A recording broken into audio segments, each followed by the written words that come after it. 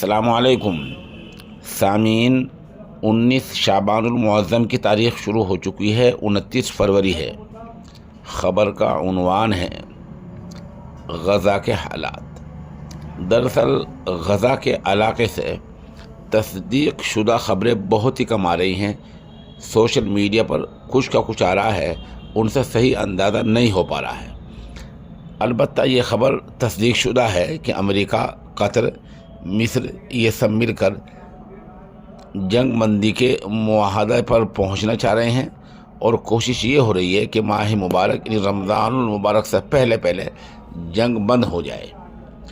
उधर ये बात सामने आई कि बैतुल मक़दिस में नमाज जुमे की और 5 वक्त नमाज की बाकायदा इजाज़त दी जाए, क्योंकि इसराइल ने नौजवानों को और इस तरह कम उम्रों को बैतुल मुक़द्दिस में नमाज के लिए जाने से रोक रखा है। दूसरी बात है कि गज़ा में जो फाक़े की, भूख की, प्यास की हालत बहुत ज़्यादा है।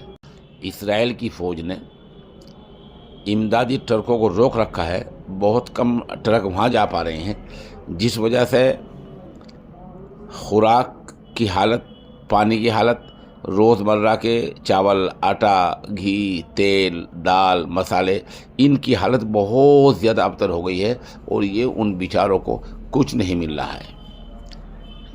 अरब दुनिया ने इस बारे में कोई ज़्यादा बड़ी पेशरफ्त नहीं की है। सऊदीया का एक बार फिर आज ये बयान आया है कि आलमी बिरादरी इसराइल के जुल्म को लेकर खामोश हैं, हमें हैरानी है। ज़ाहिर सी बात है, जितना इन मुल्कों के बस में है ये उतना भी नहीं करने हैं। आप दुआ करें, अल्लाह ही उन जानबाज़ों का मुहाफ़िज़ है।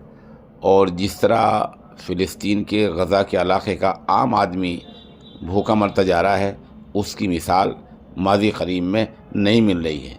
रही है कि फ़लस्तीनी कितने शहीद हो चुके हैं, ये तादाद 30,000 को पार कर चुकी है, लेकिन उनकी ज़ुबान पर अभी तक कोई भी ऐसा कोई नाज़िबा गलत लफ्ज़ नहीं आया है। वो ये कह रहे हैं कि अल्लाह के रास्ते में हम शहीद हो रहे हैं और हमें हर हाल में फ़िलिस्तीन की ज़मीन चाहिए अपनी, और बैतुल मक़दिस चाहिए।